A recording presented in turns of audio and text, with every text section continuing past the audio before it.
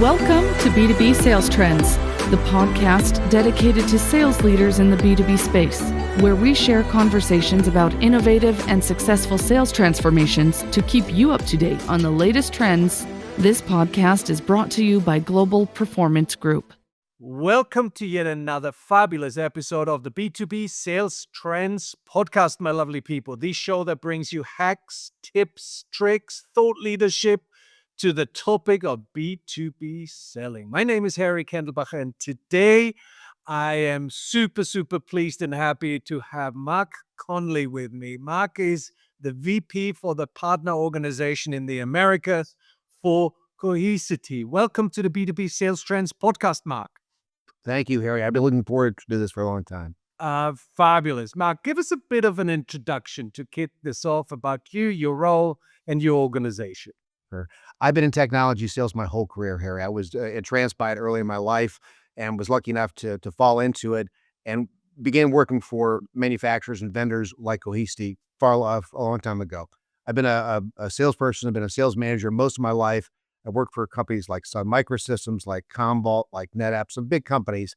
I've had startup experience. I've had big company experience, but really for the last 12 years, I've been focused on the channel. I've always worked with the channel in a sales management position, of course, because most of the vendors in our community are, either 100% channel or primarily channel. But for the last 12 years, I've been managing channel sales teams. I came to Cohesity looking for something that was another startup. I'd done that before, and if you've done that before, it's a semi-religious experience, and I wanted that feeling again. So I joined Cohesity because, number one, they had a great technology. It come from an individual, a data scientist named Mohit Aaron, who had helped develop the Google file system, helped founded Nutanix, and really had some great technology with Cohesity. So the technology was sound and solid. The investment community and the leadership of the company was also something that attracted me, because when you're looking for a startup, you got to make sure you've got good venture capital funding, not just enough money, but enough good people money. And then you want to have the leadership who've done this kind of thing before. So they've taken a company public or they've taken it to an acquisition of some sort. So that was there. Those were two important factors for me. But the third factor, the one that I appreciate the most, is the human quality. The people that worked for Cohesity were many people I knew, people I worked with before, people that worked for me. And so it kind of felt like coming home. So what I do now is I manage the organization that is the channel sales team for North America. And that's really all routes to market. That's traditional reseller integrators, that's distributors, that's managed service providers, that's our OEM relationships with hardware manufacturers, our meet in the channel relationships with hardware manufacturers, our alliances with our security partners, folks like Semperis and Big ID and CloudStrike and folks like that. So it's a multi-dimensional responsibility that we've got, and I've got some great people that work on my team. Love it. Appreciate the introduction, Mark. That's great. Let's dive into a little bit the sort of the fundamentals of a successful channel sales, because we actually haven't had too many people focused on channel sales. So we really appreciate your insights here. To my understanding, at least, channel sales requires a bit of a different skill than the direct sales sort of approach. There's trust building, there's incentive alignment, there's long-term relationship management at play, and so forth. What do you see as the key ingredients for a successful channel strategy, and where do most companies go wrong executing that? Okay, that's a great question.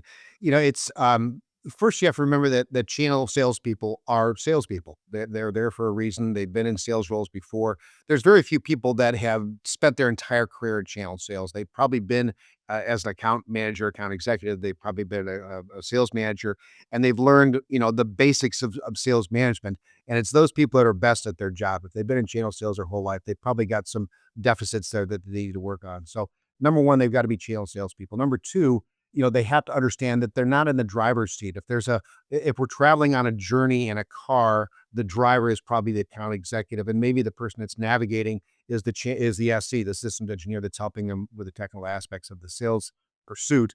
The channel salesperson is often in the back seat, helping guide, making sure that they're in between the two lines, things like that.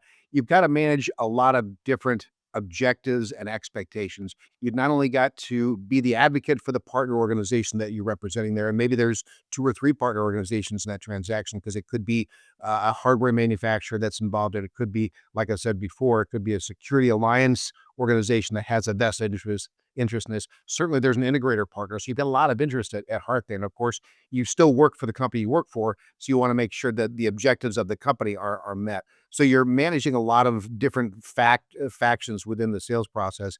And so the key ingredient, the key business trait, personality trait of the individual involved in that's in channel sales is really someone that can be the consolidator of those interests and those objectives and trying to make a deal that's as good for everybody as possible. And the old saying goes, it's not a good deal until everyone's just a little bit unhappy. And so in most of these cases, someone's just a little bit unhappy. I love that. I actually haven't heard that. No, It's an interesting piece. I used to always we used to always say it's a good party when everybody has fun. That means a good deal. Okay, interesting take. One of the challenges in channel sales, as I understand it, and please correct me if I'm wrong here, is to really ensure that your partners are just as motivated to sell as your direct team. Right? How do sure. you think about incentivizing people, sort of incentive structure? How do you think about enablement? How do you engage partners to really drive that mutual success that you're after? Sure. I'm going to give you a short personal story. One of my hobbies, one of my personal hobbies, is collecting and restoring and using every day vintage stereo equipment. So I listen to records every day. I listen to my old stereo equipment, and the problem with old stereo equipment is that it loses its effectiveness over time. So you've got to refurbish those things. But the main job of an amplifier and a preamplifier is to amplify and filter. That's their job, to amplify and filter. Our channel sales responsibility is the same thing. It's to amplify and filter. If we can amplify the good things with our channel partners, help enable them, help them understand, help them be motivated with it, then we've done a good half of our job. But then it's also to filter the bad things away from them because, a company like ours, any company really is complex. Our business processes may be complex. Our products are probably complex. Our, quoting systems may be complex. Our ordering systems may be complex. And so it's the channel sales professional's job to filter those things out, to make it look easier for them. Because, there's I always say that channel sales is a simple machine. It requires only attention to 4 variables. Number one, you've got to have a great solution, and that kind of goes without saying. If you don't have that, you're never going to be successful. Number two is you've got to have a profitable proposal to the partner to be able to want to use it. I'll come back to that in a second. Number three is you've got to have trust and relationship built over, either previous companies' responsibilities that you've had with this business partner or, current responsibilities with your current employer. You got to build that foundation of trust, right? And then fourth and finally, you've got to have relatively simple business processes. The simpler it is, the more often you'll transact. And any one of those variables, it's kind of like, the old whack-a-mole game. Anytime one of those goes up, or one of those goes down, it changes your value proposition to the partner. And if I let my profitability with a partner deteriorate rapidly, my competition is going to kind of fill that void, and it's going to be easier for them to make a transaction with my competition. So, the incentives are very important, and the incentives really are twofold. Number one, there's incentives to the individual, to the salesperson and the SE. And that often takes the guise of a salesperson incentive fund, SPIFs, as we know them, right?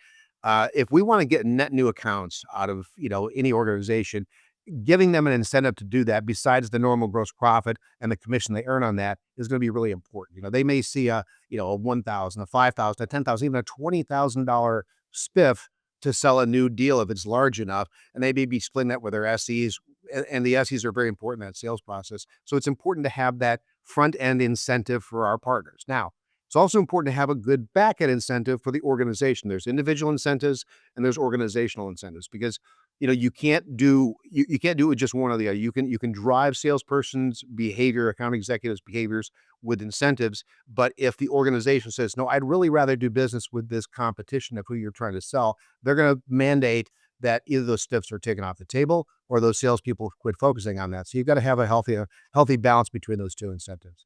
Right, right. I would imagine that scaling is could be an issue in a partner, in a partner model. hiring and onboarding for channel sales, I would imagine requires, a different approach compared to the traditional direct sales roles, right? What have you sort of learned about bringing in the right talent, setting them up for success, ensuring that they can effectively navigate the partnership Sure. landscapes? It's different, Harry, but it's also the same. I mean, you look for the same traits. Like I said at the very beginning, these are salespeople, and so I'm looking for sales traits. I'm looking for, we'll talk about the sales traits later on, I think, but I'm looking for the same sales traits in a channel salesperson. I'm looking for in a field salesperson. And I'll give you a real personal current example. I had an interview with a client with a prospective employee for our channel sales team yesterday afternoon, and this person's a lady. This lady has had a lot of experience. She's done a lot of things. In fact, as we delve back in our mutual past, we found, oh, I know this person, I know that person. We know the same people. We even worked at the same companies at the same time, but didn't really know each other. And what I found out is that she's got a real breadth of experience. That's number one. You got to know your industry, and she knows her industry. Number two is I'm hiring her for a very specific responsibility. I'm going to have her manage one of our largest accounts. And so, how well does she know those accounts, and who does she know, and what's her relationship with those people?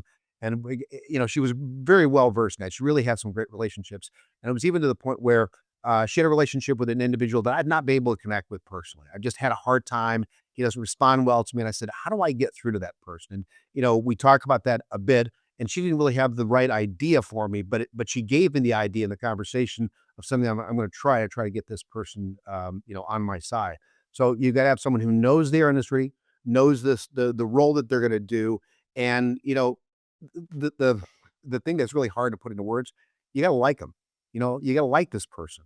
And I found that she and I both grew up in the same part of Central Illinois, which is kind of the middle of nowhere.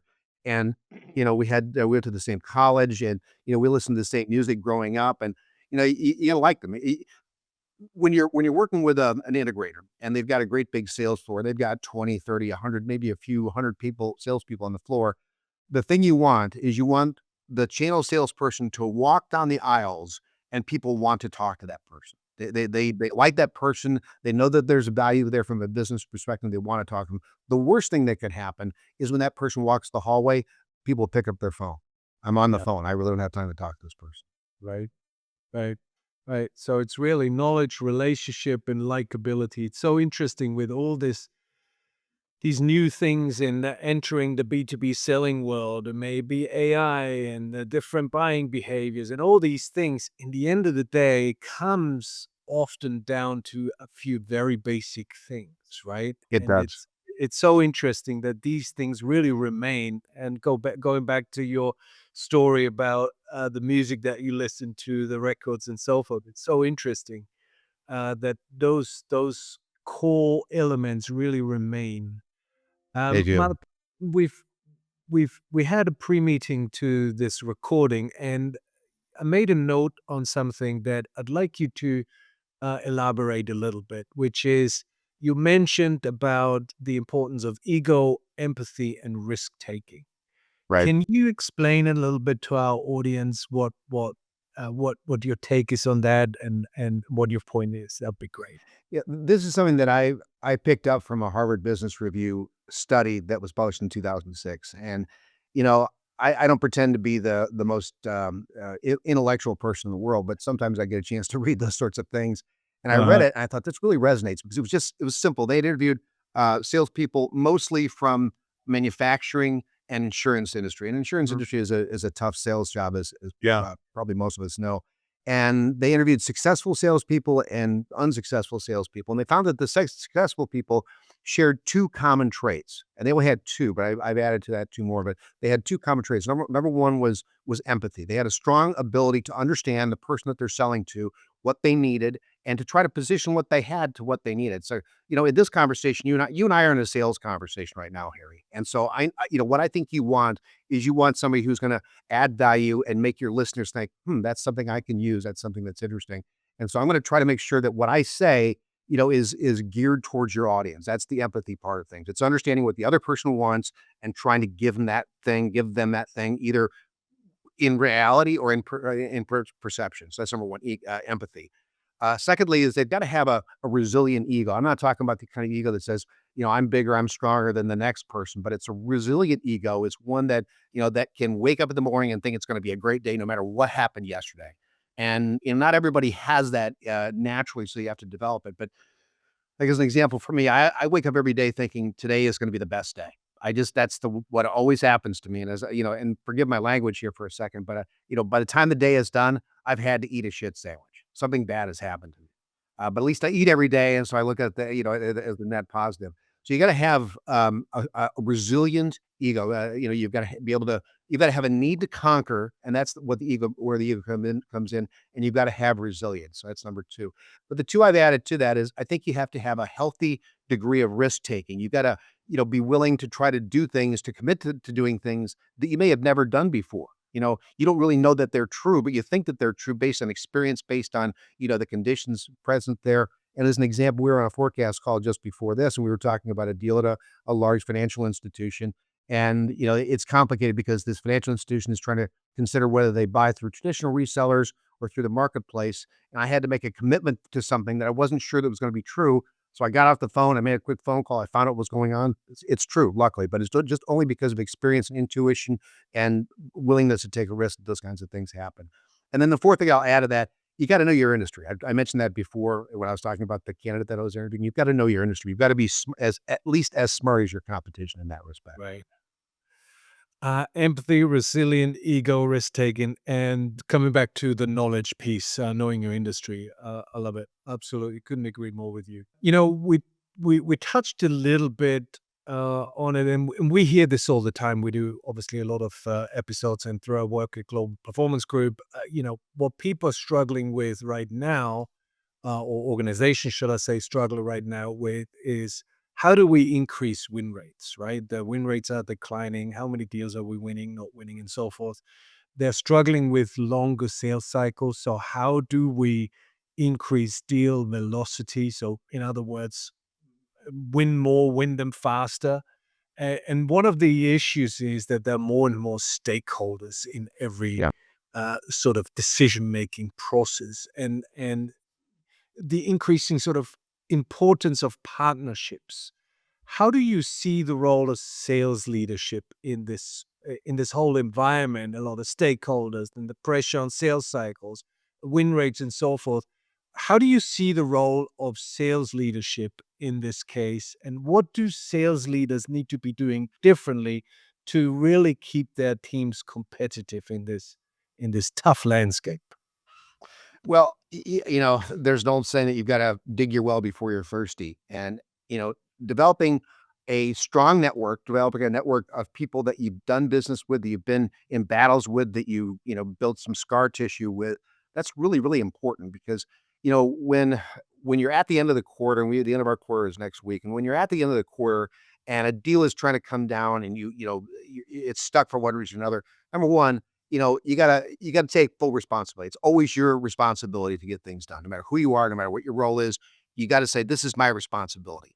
And if I can call the chief revenue officer of one of my partners, if I can call their CEO, if I can call their alliances VP and say I need a favor, I need some help right now, then that's my job as a sales manager. If I'm a sales manager or a sales executive within the field sales organization of a company like Cohesity, I got to have that same relationship. I got to have a relationship with the chief revenue officer and those people because sometimes my word isn't good enough as the channel sales VP. Sometimes I'm the passenger in the back seat, right? I'm not the driver. The driver's up front, and if the driver's passenger in the front seat is the VP of sales for that area, he or she may need to have to call the partner sales executive to get things done.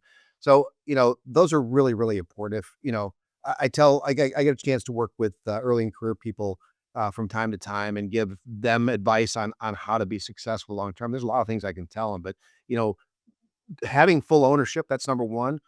Running to the fire. I mean, don't back away. Do something now when it needs to be done, but build that network today because by the time you're an old man like me, that network is going to be valuable to you. It's going to have, the scar tissue built up that you can call someone and they're going to be able to help you out. And by the way, asking for a favor, one of the most powerful things you can do because, I learned this a long time ago when you ask for a favor, the person asking for the favor, you think, oh, now I'm beholden to that person. I owe them something. They've given me a favor. But what really happens is when I ask you for a favor, a parent-child relationship develops instantly. So let's say if I say, Harry, I need a favor. You know a guy named Joe, and I don't know him. Can you introduce me to Joe?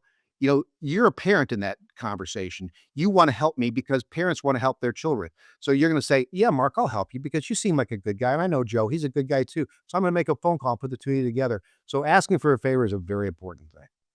I love it. Absolutely. And I couldn't agree more with you. It's the one thing that humans like to do most, help other people, right? You just Sure. gotta We're all nice people. ask for it, right? Well, nice people, exactly. Um, Last question, like on every podcast that I'm asking, is what are, in your opinion, what are the top 3 things that elite salespeople do to make them elite salespeople? Now, you've touched on empathy, you've touched on resilient ego, risk taking, knowing your industry. Um, Sure. are there any, in additional to what you've shared already, what elite salespeople need to possess and execute, shall I say, to be elite people? Yeah, I'll amplify on 2 things, and I'll give you one more new thing. They've gotta be resourceful, we talked about knowing your industry, we talked about running the fire, we talked about, building your network and things like that, but they've gotta be resourceful. They've gotta say, "Okay, this is a problem," and like I said before, I've seen these kinds of problems before, and in those situations where I've seen these kind of problems before, these are the things that I've typically done, and they've typically worked, or they typically not worked.